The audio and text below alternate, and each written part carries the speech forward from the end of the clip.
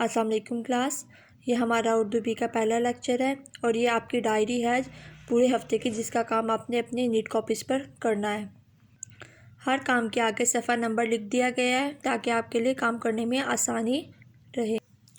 اس پورے ہفتے میں آپ نے جو کام کرنا ہے اس میں خط ہے، والد کے نام اپنی تعلیمی صورتحال بتانے کے لیے ہے، مذکر مؤنث آپ نے کرنے ہیں بیٹا سے چچا تک، واحد جمع انڈا سے توا، محاورات کرنے ہیں الف مدا کے، سابقے آ سے بد تک کرنے ہیں، اور سبق نمبر 1 حرف، لفظ اور کلمہ، اس کا صفحہ نمبر 7 سے 10 تک کرنا ہے۔ سب سے پہلے ہم خط کی طرف آتے ہیں۔ خط تھا والد کے نام خط اپنی تعلیمی صورتحال بتانے کے لیے۔ سب سے پہلے آپ لکھتے ہیں اس کمرہ امتحان الف ڈاٹ بے ڈاٹ جی، اس سے اگلی لائن پہ آ جائیں محترم ابا جان، پھر اس سے آگے سے خط لکھنا شروع کر دیتے ہیں۔ السلام علیکم، میں خیریت سے ہوں، آپ کا خط ابھی ابھی ملا ہے، یہ جان کر اطمینان ہوا کہ گھر میں ہر طرح سے خیریت ہے۔ آپ نے میری تعلیمی صورتحال کے بارے میں فکر مندی کے ساتھ دریافت کیا ہے، آپ میرے بارے میں ذرا بھی فکر نہ کیا کریں، میں بڑی ذمہ داری سے پڑھائی میں مصروف ہوں اور انشاءاللہ تعالیٰ آپ کی دعاؤں سے کچھ بن کر دکھاؤں گا۔ لڑکے گا کا استعمال کریں گے اس پورے خط میں اور لڑکیاں گھی کا۔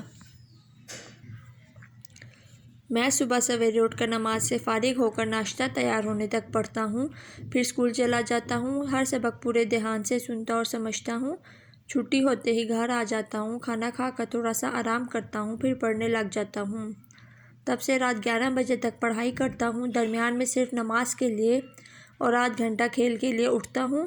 میں صبح کی سیر نہیں کرتا کیونکہ پیدل اسکول جانے سے سیر خود بہت ہو جاتی ہے، میں پڑھائی کا نظام اوقات بنا کر اس پر پوری طرح سے عمل کرتا ہوں، آپ بالکل بے فکر رہیں۔ امی جان کی خدمت میں سلام و سلام، آپ کا پیارا بیٹا یا بیٹی، اور آخری لائن میں آپ لکھیں گے حمزہ ڈاٹ چھوٹی اے ڈاٹ بڑی اے۔ اس سے اگلا کام ہم کریں گے مذکر مؤنث، جسے تذکیر و تانیث بھی کہتے ہیں۔ اسی طرح پیج ریڈی کرنے کا طریقہ میں آپ کو بتاتی ہوں۔ یہاں پہ آپ تاریخ لکھیں گے، پھر سبق نمبر جون سا ہے، سبق 10 ہے، 12 ہے، جیسے یہاں پہ سبق نمبر 8 ہے، تذکیر و تانیث، ہفتہ، وانے، اور جہاں سے جہاں تک آپ نے کام کرنا ہے، جیسے فرسٹ ورڈ مذکر مؤنث کا ہم نے بیٹا سے چچا تک کرنا تھا نا، پہلا لفظ لکھ دیا بیٹا، اس کا آخری ورڈ کیا ہے چچا، بیٹا سے چچا تک ادھر لکھ لیا، اور ایک لائن اگلی ہم چھوڑ دیتے ہیں، اس سے اگلی لائن میں لکھیں مارکر سے، مذکر ہم مارکر سے لکھیں گے، ان کے مؤنث ہم پین سے لکھیں گے، بیٹا، بیٹا سے آگے بھانجا، بھتیجا، آگے جو لفظ ہیں وہ سارے ادھر مارکر سے آ جائیں گے، اور اس کے سامنے ان کے مؤنث جو ہے وہ آپ بلو پین سے لکھیں گے۔ مذکر دیکھ لیتے ہیں، مذکر کسے کہتے ہیں؟ مذکر اس اسم کو کہتے ہیں جو نر کو ظاہر کرے، جیسے بیٹا، بھائی، بیل، دھوبی، تایا، چچا، یہ سارے لفظ کیا ہوتے ہیں؟ مؤنث ہوتے ہیں۔ جیسے پہلی مثال میں آپ دیکھ لیں، بیٹا اپنے باپ سے بہت محبت کرتا ہے، بیٹا کیا ہو گیا؟ مذکر۔ اسی طرح مؤنث کو دیکھ لیں، مؤنث، مؤنث اس اسم کو کہتے ہیں جو مادہ کو ظاہر کرے، جیسے ان جملوں میں بیٹی، بہن، گائے، دھوبن، شیرنی مؤنث ہے، جیسے بیٹی اپنے باپ سے بہت محبت کرتی ہے، بیٹی کیا ہو جائے گا؟ مؤنث۔ مذکر مؤنث آپ نے یہاں سے لکھنا شروع کرنے ہیں، بیٹا، بیٹی، اگلی لائن میں بھانجا، بھانجی، پھر اس سے اگلا لفظ بھتیجا، بھتیجی، بندہ، بندی، بچہ، بچی، بوڑھا، بوڑھی، بٹیارا، بٹیاری، بکرا، بکری، بلا، بلی، پوتا، پوتی، پھپھا، پھپھی، پیارا، پیاری، تایا، تائی، جولاہا، جولاہی، چچا، چچی۔ چچا تک آپ نے لکھنا تھا، یہاں پہ آپ کے جو ہے مذکر مؤنث وہ ختم ہو گئے ہیں، اور اسے ختم کرنے کے بعد آپ نیچے ایک اینڈنگ لائن لگا دیتے ہیں۔ اب ہم سبق نمبر 9 واحد جمع کو دیکھ لیتے ہیں۔ واحد کیا ہوتا ہے؟ واحد اس اسم کو کہتے ہیں جو ایک شخص، ایک جگہ یا ایک چیز کو ظاہر کرے، صرف اس میں ایک چیز موجود ہو، جیسے لڑکا ایک ہی ہے، لڑکی بھی ایک ہوگی، لڑکا کتاب پڑھ رہا ہے، لڑکا کتنی ہے؟ صرف ایک ہے نا، زیادہ تو نہیں ہے نا، تو لڑکا ایک ہی ہے۔ اسی طرح جمع، جمع میں کیا ہوتا ہے؟ ایک سے زیادہ اشخاص ہوں، جگہ یا چیزوں کو ظاہر کرے.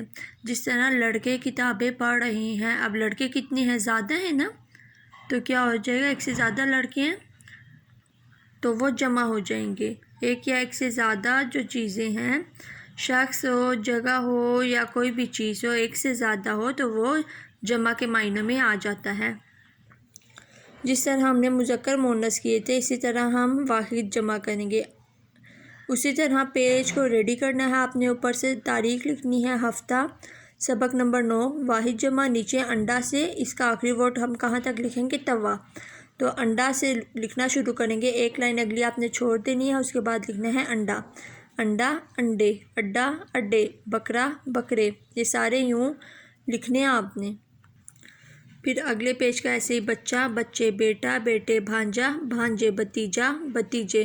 یہ سارا یوں سیدھا سیدھا لکھنے کے بعد آپ کا آخری لفظ آ جاتا ہے توا، توے. اسے لکھنے کے بعد آپ نیچے اینڈنگ لائن لگا دیں گے.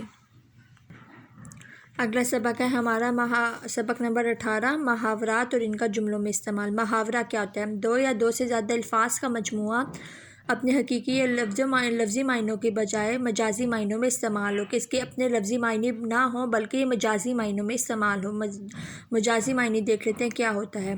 محاورے کے اپنے خاص معنی ہوتے ہیں. محاورے کا وہ مطلب نہیں ہوتا جو ظاہری طور پر نظر آ رہا ہوتا ہے. ظاہری طور پر جو لفظ کو دیکھ کے اس کا مطلب سمجھ میں آ رہا ہوتا ہے، اس کا مطلب ہرگز وہ نہیں ہوتا بلکہ کچھ اور ہوتا ہے، جسے مجازی معنی کہا جاتا ہے. جیسے اینٹ سے اینٹ بجانا کا ظاہری مطلب تو ہے کہ ایک اینٹ کو دوسری اینٹ سے بجانا، جو کہ غلط ہے. ہمیں ظاہر تو یہی نظر آ رہا ہے نا، وہ کہہ رہے ہیں ایک اینٹ کو دوسری اینٹ سے بجانا. ہم یہ سمجھ رہے ہیں کہ ایک اینٹ لو، دوسری اینٹ بھی ہاتھ میں پکڑو، دونوں کو آپس میں ٹکرا دو، بجا دو، جبکہ اس کا یہ مطلب نہیں ہے. اس کے معنی ہے تباہ و برباد ہونا. اسی طرح بانڈا پھوٹنا کا ظاہری مطلب تو ہے کسی برتن کا ٹوٹ جانا. بھانڈا جو ہے وہ برتن کو کہتے ہیں، لیکن یہ غلط مطلب ہے. اس کا مطلب تو ہے کوئی بھید ظاہر ہو جانا. بھید کہتے ہیں راز. آپ نے اپنی نیٹ کاپی پہ الف مد کے محاورات کرنے ہیں. پہلا محاورہ ہے آب آب ہونا. اب سب سے پہلے آپ کو ان کے معنی اچھے آتے ہوں. جب معنی آپ کو صحیح بالکل پتہ ہوں گے تو آپ جملے خود بھی بنا سکتے ہیں.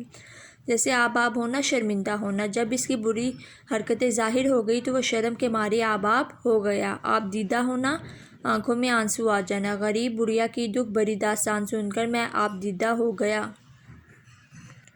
اس طرح آپ نے یہ باقی بھی کر لینے ہیں. آبرو حاک میں ملنا، عزت جاتی رہنا. اب آپ نے ایسے کرنا ہے، یہ جو محاورہ ہے یہ مارکر سے لکھنا ہے. آبرو حاک میں ملنا، اس کے بالکل سامنے پین سے اس کا معنی لکھ دینا، عزت جاتی رہنا. اور اس کا جو جملہ ہے وہ آپ اگلی لائن سے شروع کریں گے. اس کی بری حرکتوں کی وجہ سے اس کے سارے خاندان کی آبرو حاک میں مل گئی. اس سے آگے بھی آپ ایسے لکھیں گے، 8 آنسو رونا. یہ مارکر سے اس کے سامنے اس کا معنی بہت رونا، اور اس کا جملہ اگلی لائن سے اپنے کاروبار کی تباہی پر وہ 8 آنسو رویا. یہ سارے آپ نے پھر آگے بھی ایسے لکھنا ہے. آسمان سر پر اٹھانا، اس کا معنی پھر اس کا جملہ اگلی لائن میں. آنکھیں چرانا، اس کے سامنے اس کا معنی اور جملہ اس کی اگلی لائن میں. یہ اگلے 127 پیج صفحے پہ یہ 3 لفظ اور ہیں، ان کے معنی اور ان کے جملے. اسی طرح یہ الف مد کے آنکھیں بچھانا، بہت احترام کرنا، پھر آگے اس کا جملہ. آسمان سے باتیں کرنا، بہت اونچا ہونا، آگ بگولا ہونا اور آڑے آنا. یہ سارے آپ نے اپنی نیٹ کاپی پہ صاف وہ شتی میں کرنے ہیں. اس کے بعد آ جاتے ہیں سبق نمبر 17 سابقے اور لاحقے، جس میں ہم نے اس ہفتے میں سابقوں کا کام کرنا ہے. سابقے کیا ہوتے ہیں؟ جس علامت، حرف یا لفظ کو کسی لفظ کے شروع میں لگانے سے کوئی نیا بامعنی لفظ بن جائے، اسے سابقہ کہتے ہیں. کیا؟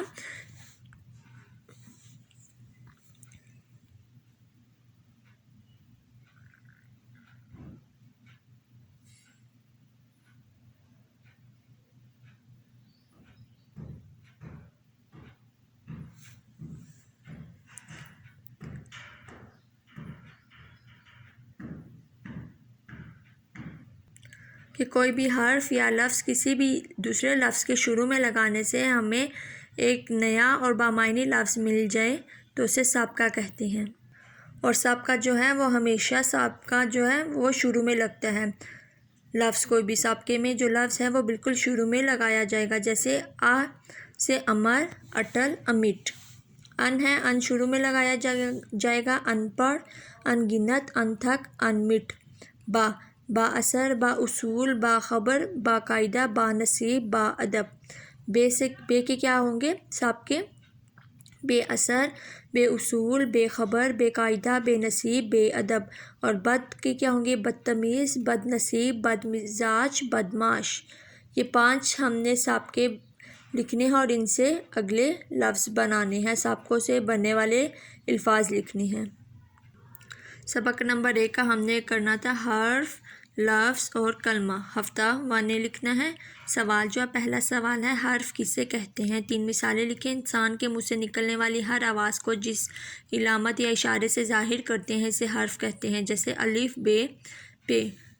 لفظ کسے کہتے ہیں؟ 3 مثالیں لکھیں۔ انسان کے منہ سے نکلنے والی ہر آواز لفظ کہلاتی ہے، جیسے علی کھانا کھا رہا ہے، احمد نے چائے پی، لڑکے کو انعام ملا۔ انسان جو بھی منہ سے لفظ نکالتا ہے یعنی آواز نکالتا ہے وہ اس کی لفظی کہلاتی ہے۔